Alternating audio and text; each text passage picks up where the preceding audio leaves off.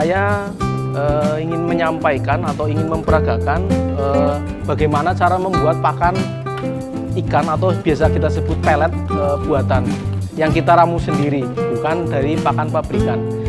Kenapa kita harus membuat pakan sendiri, meramu pakan sendiri? Yang pertama, kita sebagai pembudidaya tentunya ingin bahwa keuntungan yang kita peroleh itu maksimal. Kemudian yang kedua, kita bisa memanfaatkan bahan baku lokal yang memang tidak terpakai. Artinya apa? Secara tidak langsung kita juga ada unsur peduli terhadap limbah di sekitar kita. Untuk membuat pakan ikan buatan atau pelet buatan alternatif yang kita ramu sendiri, tentunya ada beberapa hal yang perlu kita perhatikan. Yang pertama adalah tentunya ketersediaan bahan baku. Kenapa? Karena nanti berpengaruh di harga pakannya. Kita tidak mau kita membuat pakan alternatif atau meramu pakan sendiri, ternyata harganya itu lebih mahal daripada pakan yang kita peroleh dari pabrikan. Kemudian yang kedua adalah bahwa bahan baku tersebut bisa dicerna secara sempurna oleh ikan. Artinya kita tidak menggunakan bahan baku yang beracun atau yang sudah expired, yang sudah tidak layak. Itu yang kedua. Kemudian yang ketiga, kenapa kita meramu pakan sendiri?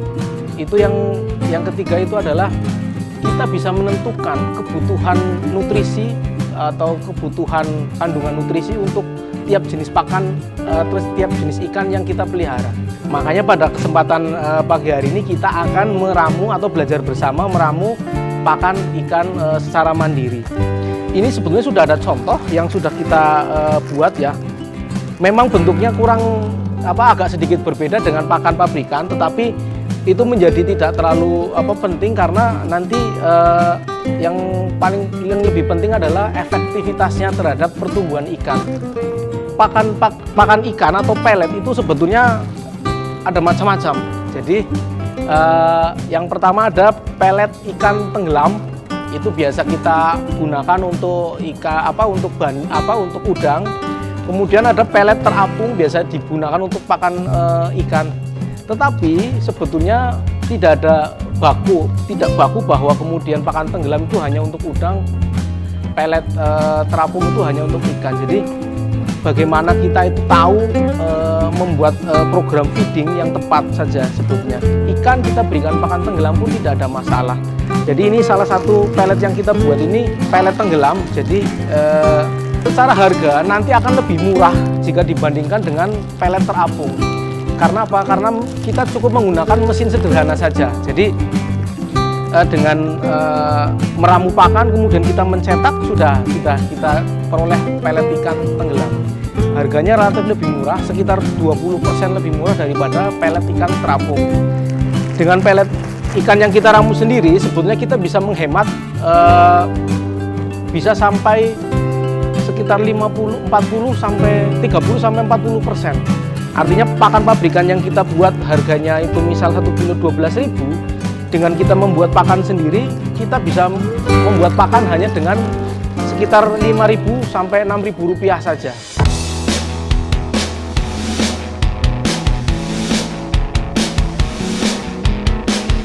Perlu bapak-bapak dan ibu ketahui bahwa bahan baku pakan itu terdiri dari dua macam ya. Kita klasifikasikan menjadi dua macam. Yang pertama adalah bahan baku basal, kemudian bahan baku suplemen. Di sini kita contohkan ada masing-masing dua bahan baku basal dan dua bahan baku suplemen. Yang pertama di sini adalah tepung jagung. Tepung jagung ini kategorinya adalah bahan baku basal. Kemudian karena proteinnya ini kisaran 15 saja. Kemudian ini bekatul atau dedak biasa disebut ya. Sudah halus tentunya. Ini juga termasuk basal. Kisaran proteinnya antara 9 sampai 11. Kemudian di sini ada tepung ikan. Tepung ikan ini proteinnya kisaran juga ada mulai dari 40 sampai 60 ada. Kemudian di sini yang terakhir ini adalah tepung kedelai. Tepung kedelai. Ini protein kisaran 40 sampai 45. Kita juga perlu bahan baku yang namanya bahan baku tambahan. Di sini ada tepung ini adalah tepung aci atau tepung kanji ya biasa kita sebut. Ini nanti kita buat sebagai perekat. Nanti kita membuat lem. Supaya apa? Supaya nanti pakan yang kita buat itu lebih solid, lebih kompak, lebih padat sehingga tidak mudah hancur, memiliki stabilitas yang bagus di dalam air. Kemudian bahan baku tambahan yang lain. Di sini ada vitamin. Ada vitamin. Ini kalau di tempat bapak-bapak tidak ada vitamin untuk ikan, boleh menggunakan alternatif yang lain. Vitamin untuk hewan ternak juga tidak apa-apa. Yang penting ada seperti itu. Kemudian selain itu kita perlu juga nanti ini adalah ragi. Jadi nanti ragi ini kita gunakan untuk proses fermentasi. Selain di sini ada molase dan probiotik dari golongan Lactobacillus untuk fermentasi. Tahapan selanjutnya untuk membuat pakan tentunya bahan baku yang sudah kita siapkan harus dihitung kebutuhan jumlahnya. Jadi ketika kita mau membuat pakan protein 30, berapa kebutuhan tepung jagungnya, tepung begatulnya, tepung ikannya, tepung kedelainya, tentunya kita harus tahu. Nah, untuk mengetahui itu kita perlu membuat satu formula atau meramu pakan.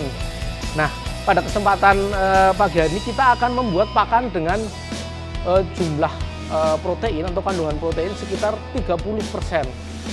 Sebanyak berapa kilo? Sebanyak 5 kilo. Nah, baik, dari 5 kg pakan tersebut, karena terdiri dari bahan baku pokok dan bahan baku tambahan, kita hitung porsinya. Untuk porsi dari bahan baku pokok yang terdiri dari suplemen dan basal ini kita buat sekitar 92%. Sedangkan bahan baku tambahan itu kita jumlah sekitar 8%. Jadi jumlah 100% atau 5 kilo. Terdiri dari bahan baku pokok dan tambahan. Kemudian untuk selanjutnya kita membuat formula, kita membuat satu rumusan. Saya coba menjelaskan dengan metode yang paling mudah, yaitu dengan metode segi 4 atau metode persegi, metode segi 4%.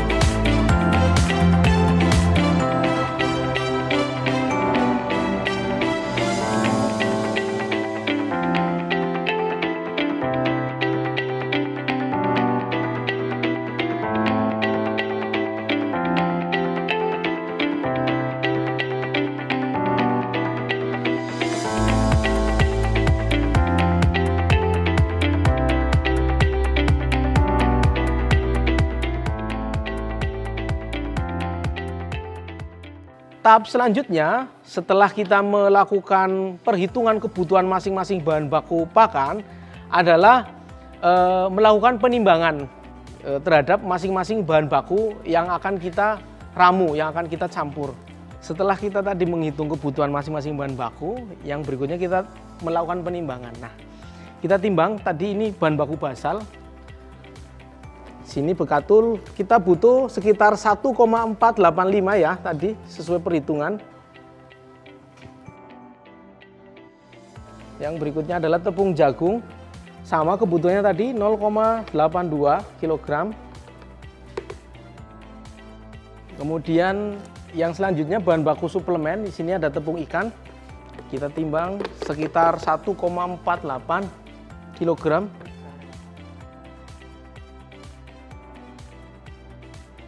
Yang terakhir ini adalah tepung kedelai, sudah halus ya. Kita butuh sama seperti tepung ikan 1,485.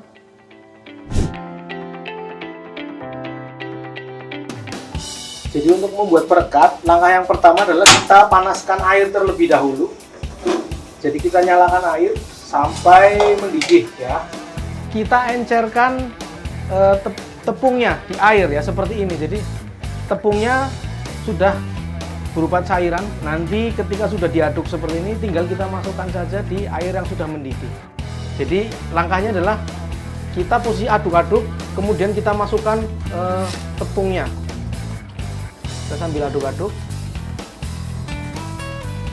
Perekat ini sudah dikatakan jadi ketika sudah berubah warna menjadi bening ya.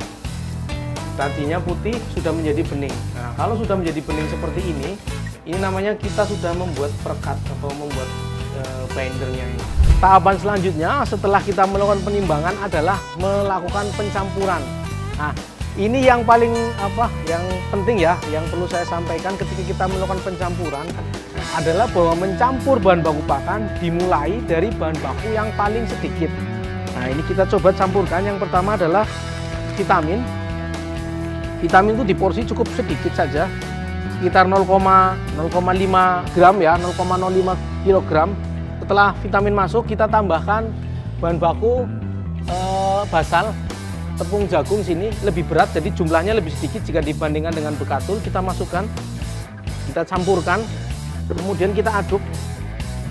Kemudian setelah merata, kita masukkan bahan baku berikutnya, yaitu di sini ada tepung dedak atau bekatul. Kita masukkan, kita aduk sampai homogen kembali, sampai rata. Kemudian kita tambahkan bahan baku berikutnya, bahan baku suplemen. Kita tambahkan. Setelah homogen seperti ini, kita tambahkan lagi tepung kedelai. Kita aduk kembali. Setelah homogen seperti ini, langkah selanjutnya adalah kita menambahkan perekat. Kita tambahkan perekat yang sudah kita buat tadi.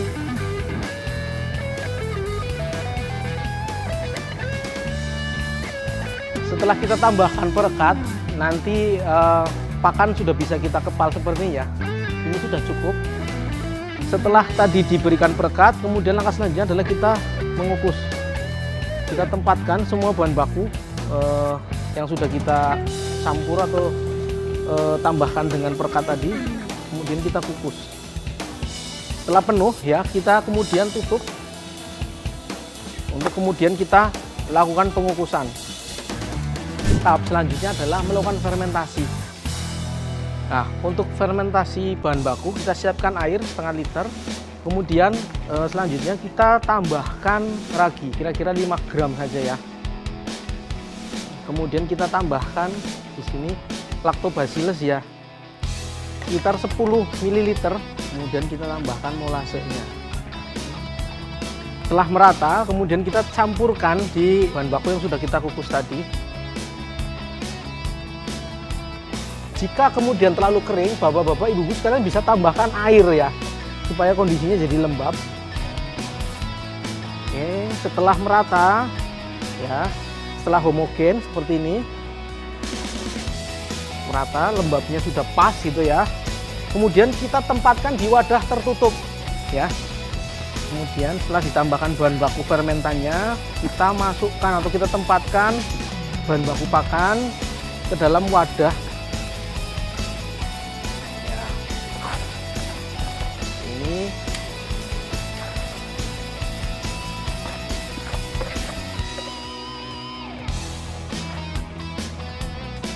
setelah semuanya ditempatkan di dalam ember, kemudian kita tutup. Kita tutup rapat, kita tempatkan di tempat yang sejuk dan lembab ya. Jadi supaya proses fermentasi bisa berjalan dengan cepat. Setelah kita melakukan proses fermentasi selama 2 hari, bapak-bapak ibu sekalian boleh 2 hari, boleh 3 hari, boleh 4 hari ya.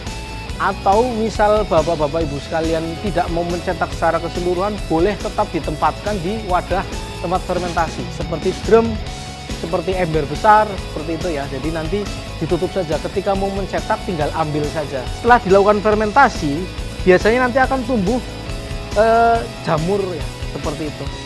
Itu sudah maksimal berarti prosesnya. Boleh mungkin 2 hari belum tumbuh jamur, tapi itu sudah dipecah oleh si fungi atau si jamurnya ya, membentuk micelia. Sehingga harapannya apa, dengan fermentasi ini selain meningkatkan pencernaan juga teksturnya jadi lebih ringan, memperbesar peluang bapak-bapak ibu sekalian untuk membuat pelet terapung. Seperti itu. Setelah proses fermentasi ini dan jadi seperti ini, yang selanjutnya adalah melakukan pencetakan. Untuk pencetakan, kita bisa menggunakan dua tipe mesin ya.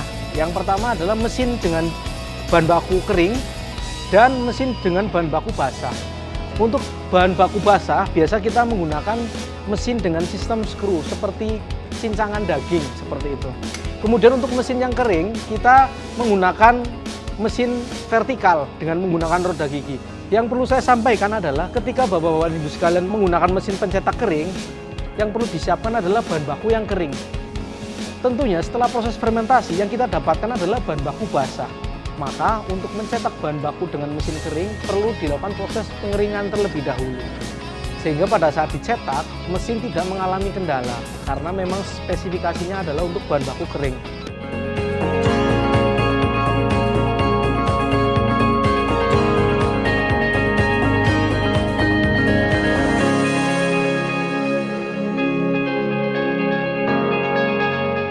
Jika tadi kita menggunakan mesin cetak vertikal yang digunakan adalah bahan baku yang sudah kita keringkan setelah fermentasi, kita juga bisa langsung mencetak setelah dilakukan fermentasi, artinya dalam kondisi bahan baku masih basah.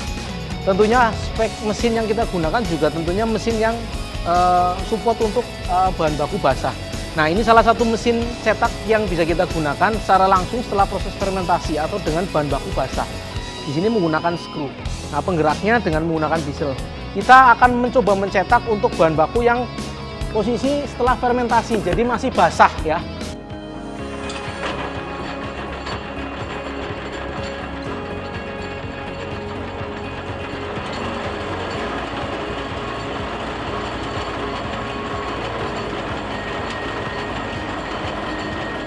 Ini tadi hasil pencetakan dari dua mesin ya. Ini yang pakai mesin vertikal atau dengan mesin cetak yang masih basah seperti ini, bahan baku basah. Dengan menggunakan mesin cetak vertikal, maka posisi pakan itu sudah agak kering. Jadi nanti kalaupun harus di oven atau dijemur, ini lebih sebentar, lebih singkat waktunya. Kemudian untuk pakan dengan mesin cetak bahan baku basah, biasanya masih berbentuk panjang seperti ini. Nanti bapak-bapak di rumah bisa modifikasi dengan memasang pemotong di luar. Kemudian kalaupun tidak bisa tidak dipasang pemotong, bisa dilakukan pematahan dari pakan yang sudah kita jemur tadi. Nanti setelah dicetak kita jemur, kemudian setelah setengah kering, kemudian kita bisa remas-remas sehingga akan terputus menjadi ukuran yang lebih pendek lagi nanti. Tahapan selanjutnya adalah kita menjemur atau melakukan pengeringan dengan oven. Nah, pada kesempatan hari ini kita akan melakukan penjemuran pakan di bawah sinar matahari. Setelah kering, kemudian kita tempatkan pada wadah untuk kemudian dipindahkan pada wadah pengemasan.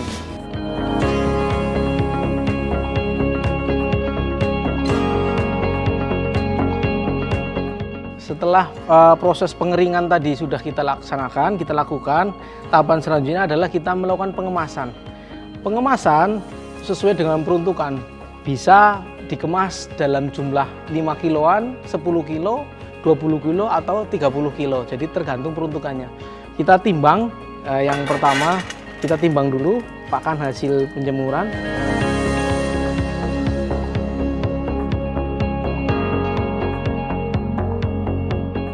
Untuk menjaga kualitas pakan tetap baik dan bisa disimpan dalam waktu yang cukup lama, maka pengemasan ini menjadi sangat penting.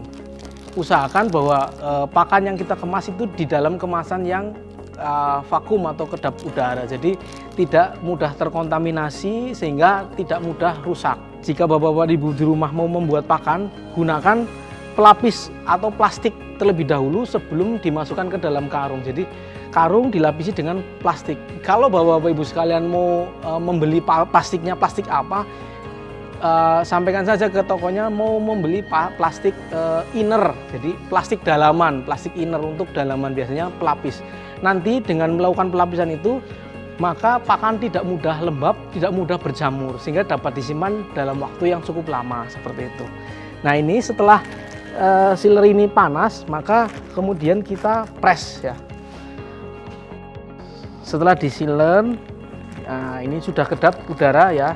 Supaya lebih menjual, bapak-bapak nanti di rumah bisa boleh dipasang stiker, atau mungkin kalau untuk kemasan di waring atau di karung, bapak-bapak bisa dicetak langsung di karungnya logo atau cap ya. Seperti ini. Jangan lupa bapak-bapak, ketika kemudian bapak-bapak dan ibu sekalian akan membuat pakan untuk kepentingan komersil, diurus segera izin edarnya, seperti itu. Mungkin untuk bapak-bapak ibu sekalian yang masih belum mengurus izin edar atau awal atau pemula untuk membuat pakan, cukup diberikan merek, kemudian selain merek diberikan keterangan hanya untuk kalangan terbatas atau kalangan sendiri saja karena belum mengurus izin edar. Nanti ketika sudah diberikan diurus izin edar, boleh merek dan sekalian izin edarnya, sehingga bapak-bapak dan ibu sekalian sudah bisa secara resmi mengedarkan pakan produk sendiri, baik digunakan untuk sendiri maupun untuk orang lain. Saya kira demikian tadi proses pembuatan pakan dari awal sampai kemudian sampai ke pengemasan. Mudah-mudahan bermanfaat. Kemudian jika ada kesalahan, saya mohon maaf.